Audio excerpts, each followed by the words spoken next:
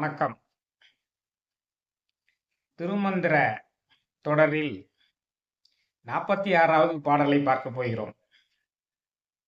இறைவனை சிந்தை செய்து வணங்க வேண்டும். இறைவனை பற்றி சிந்திக்க வேண்டும். இறைவனை பற்றி சிந்திக்க தான் அவனுடைய அருமையும் பெருமையும் நமக்கு விளங்கும். அப்படி சிந்தனை செய்து அவனை வணங்க வேண்டும் அப்படின்னு இந்த பாடல்ல நமக்கு வழிகாட்டுகிறார். அந்த பாடல், அந்தி வண்ணா அரணே சிவனே என்று சிந்தை செய்வண்ணம் சிறந்தடியார் தொழ, முந்தி வண்ணா முதல்வா பரனே என்று வந்தி வண்ணம் எம் மனம் புகுந்தானே. வந்து இவ்வண்ணம் எம் மனம் புகுந்தானே. அந்த ஆதிசிவன் திருமூலரனுடைய மனதில் புகுந்து விட்டான். மனதில் புகுந்து திருமூலரையே சிவமாக செய்து திருமூலர் வாயாலேயே திருமந்திரத்தை அருள வைத்து விட்டான். அப்போ இந்த திருமந்திரத்தினுடைய வார்த்தைகள் ஒவ்வொன்றும் சிவன் அருளியது என்பதை முதலில் எண்ணிக்கொள்ள வேண்டும். அதன் பிறகு அவனை எப்படி சிந்தை செய்ய வேண்டும்? சிந்தை செய்தால்தான் சிறந்த அடியார்களாக விளங்க முடியும். சிந்தை செய்வண்ணம் சிறந்த அடியார் தொழ. இறைவனை பற்றி சிந்திக்கக்கூடியவர்கள் தான் சிறந்த அடியார்களாக இருக்க முடியும் அப்படின்னு அதுக்கு மேல சொல்றாரு. அதுக்கு பிறகு எப்படி சிந்தனை செய்யணும்னு சொல்றார். அந்தி வண்ணா அரணே சிவனே என்று சிந்தை செய்வண்ணம் சிறந்தடியார் தொழல். எல்லாமே சிவன் தான். ஆனா எதுக்கு அந்திவண்ணன்கிற ஒரு பெயரையும், அரணே என்ற பெயரையும், சிவனே என்ற பெயரையும், முந்திவண்ணா முதல்வா பரணே என்ற பெயரையும் 6 பெயர்களை இதிலே பயன்படுத்துறாரு. நன்றாக கவனித்து பாருங்கள். அப்போ இறைவனை பற்றி எப்படியெல்லாம் சிந்திக்க வேண்டும் என்பதுக்கு ஒரு தூண்டுகோல் வைக்கிறார். அந்திவண்ணன் பொன்னிறமானவன், அரணே உயிரினங்களை எல்லாம் அழிக்கக்கூடியவன். அழிக்கக்கூடிய நிறம் சாம்பல் நிறம் அல்லது வெண்ணிறம். அதனாலதான் ஊதி பூசுறோம். எல்லாமே கடைசியில சாம்பலாக போயிடுவோம் அப்படின்னு. அந்திவண்ணா அரணே சிவனே, அது படைத்தல் தொழிலை குறிக்கிறது. முதல்வா பரணே, இந்த 5 தத்துவங்களையும் முன்னதாகவே படைத்தக்கூடிய முதல்வனே ஆதிசிவனே பரம்பொருளே. இப்படியெல்லாம் அவனை பற்றி சிந்திக்க வேண்டும். இறைவனுக்கு 5 முகங்கள் இருக்கின்றன. அதான் நிறங்கள் ஓர் 5உடையாய் விண்ணோர்கள் ஏத்த மறைந்திருந்தாய். 5 முகங்கள் 5 நிறங்கள். அதான் நிறங்கள் ஓர் 5உடையாய். தற்புருடம் கிழக்கு நோக்கிய முகம் பொன்னிறமாக இருக்கும். மேற்கு நோக்கிய முகம் சத்தியாஜாதம் வெண்ணிறமாக இருக்கும். வடக்கு நோக்கிய முகம் வாமதேவம் சிவப்பு நிறமாக இருக்கும். தெற்கு நோக்கிய முகம் அதோ முகம் கருப்பு நிறமாக இருக்கும். மேல் நோக்கிய முகம் ஈசான்ய முகம் பளிங்கு நிறமாக இருக்கும். தெற்கு நோக்கிய முகம் அகோர முகம், அதோ முகம்னு சொல்லிட்டேன். தெற்கு நோக்கிய முகம் அகோர முகம், அது கருப்பு நிறமாக இருக்கும். மேல் நோக்கிய முகம் ஈசான்ய முகம், அது பளிங்கு நிறமாக இருக்கும். இந்த நிறங்கள் 5உடையாய்ங்கிறதா இதான். கீழ் நோக்கிய முகம் ஒன்று உண்டு, அது அதோ முகம். அது பிரளய காலத்திலும் தீயவர்களை அழிக்கும் போது மட்டும்தான் வெளியே தெரியும். அதை விட்டு போட்டு மீதியை பார்த்தோம்னா 5 முகங்கள். அதான் நிறங்கள் ஓர் 5உடையாய். 5 நிறங்கள். 5 நிறங்களும் எதை குறிக்கின்றன? படைத்தல், காத்தல், அழித்தல், மறைத்தல், அருளல் ஆகிய 5 தொழில்களை குறிக்கின்றன. அப்ப முதல்வா அபரணே என்று ஏன் குறிப்பிட்டார்?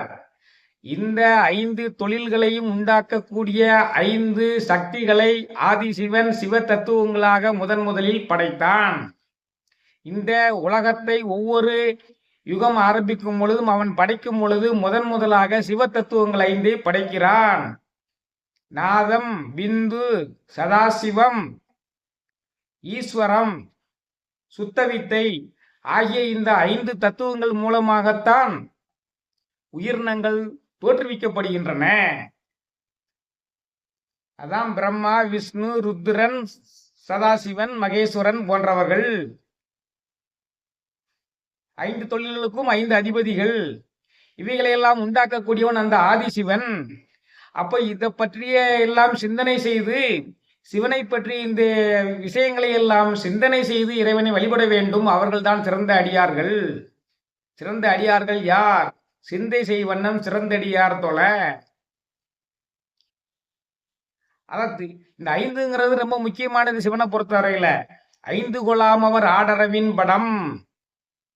அவன் அணிந்திருக்கக்கூடிய அந்த பாம்பு 5 தலைகளை உடையது. 5 கொலாம் அவர் ஆடரவின் படம். 5 கொலாம் அவர் வெல் புலன் ஆவன. அவர் 5 வென்றவர். சாதாரண மனிதன் மாதிரி கிடையாது. மெய்வாய் கண் மூக்கு செவி ஆகிய 5 எல்லாம் வென்றவர். அதான் 5 கொலாம் அவர் ஆடரவின் படம். 5 கொலாம் அவர் வெல் புலனாவன. 5 கொலாம் அவர் காயப்பட்டான் கனை. அவர் எரித்த மன்மதன் பயன்படுத்தக்கூடிய அந்த அம்பு 5 மலர்களால் ஆனது. 5 கொலாம் அவர் ஆடியதாமே. அவருடைய அபிஷேக பொருள்கள் 5: பால், தயிர், நெய், கோமியம், பசுஞ்சாணம் இவைகளாலான 5 பொருள்களான பஞ்சகவியம் அவனுக்கு பிடித்தமான அபிஷேக பொருள். இந்த 5 விதமான தத்துவங்கள் மிகவும் முக்கியமானது. இந்த நமசிவய மந்திரம் 5 குறிக்கிறது. 50 பூதங்களை குறிக்கிறது. நமசிவய நமசிவய. நா என்ற எழுத்து நிலத்தை குறிக்கிறது. மா என்ற எழுத்து நீரை குறிக்கிறது. சி என்ற எழுத்து நெருப்பை குறிக்கிறது. வா என்ற எழுத்து வாயுவை குறிக்கிறது. யா என்ற எழுத்து ஆகாயத்தை குறிக்கிறது. இப்படியெல்லாம் இறைவனை பற்றி சிந்தனை செய்து வழிபடக்கூடியவர்கள் தான் சிறந்த அடியவர்கள். அப்படிப்பட்ட சிறந்த அடியவர்களாக திருமூலர் இருந்திருக்கிறார். அதனால்தான் திருமூலனுடைய நெஞ்சத்திற்குள் அவன் புகுந்திருக்கிறான். நாமும் சிந்தை செய் வண்ணம் தொழுது சிறந்த அடியார்களாக மாறி திருமூலர் பெற்ற அந்த பேரினை நாமும் பெற வேண்டும். நம்மளுடைய மனதிலும் அவன் வந்து உட்கார்ந்து அமர்ந்து கொண்டு நம்மை சிவமாக செய்து விடுவான். சிவமாக செய்து விடுவான். அவன் அருளால் தான் அவனால் வணங்க வேண்டும். அதற்கு நாம் சிறந்த அடியார்களாக இருக்க வேண்டும். சிறந்த அடியார்களாக இருக்க வேண்டும் என்றால் இறைவனை பற்றி சிந்தித்துக் கொண்டிருக்க வேண்டும். இறைவனுடைய தத்துவங்களை எல்லாம் உணர்ந்து சிந்தித்துக் கொண்டிருக்க வேண்டும். வழிபாடு செய்ய வேண்டும். ஏனோ தானோ என்று வழிபாடு செய்யக்கூடாது. இறைவனுடைய தத்துவங்களை எல்லாம் சிந்தித்து வழிபடுங்கள் என்று இந்த பாடல்ல குறிப்பிடுகிறார். எப்படிப்பட்ட அருமையான பாடல்! அந்தி வண்ணா அரணே சிவனே என்று சிந்தை செய்வண்ணம் சிறந்தடியார் தொல்ல முந்தி வண்ணா முதல்வா பரனே என்று வந்தியு வண்ணம் எம் மனம் புகுந்தானே. அற்புதமான 46வது பாடல். மற்றும் ஒரு திருமந்திர பாடலை எடுத்துக்கொண்டு விரைவில் உங்களை சந்திக்கிறேன். அதுவரை மேன்மைகள் சைவ நீதி விளங்குவதற்கு இப்போ தொண்டாட்டி கொண்டிருக்கக்கூடிய இந்த யூடியூப்பை அனைவருக்கும் பகிருங்கள். அனைவரும் இதை பார்க்குமாறு செய்யுங்கள். மேன்மைகள் சைவ நீதி விளங்குமாறு செய்யுங்கள். வான்மைகள் வளாது பெய்க, மலிவளம் சுரக்க, மன்னன் கோன்முறை அரசு செய்க, குறைவிலாது உயிர்கள் வாழ்க, நான்மறை அறங்கள் ஓங்க, நற்றவம் வேள்வி மல்க, மேன்மைகள் சைவ நீதி விளங்குக உலகமெல்லாம், மேன்மைகள் சைவ நீதி விளங்குக உலகமெல்லாம், மேன்மைகள் சைவ நீதி விளங்குக உலகமெல்லாம். நன்றி, வணக்கம்.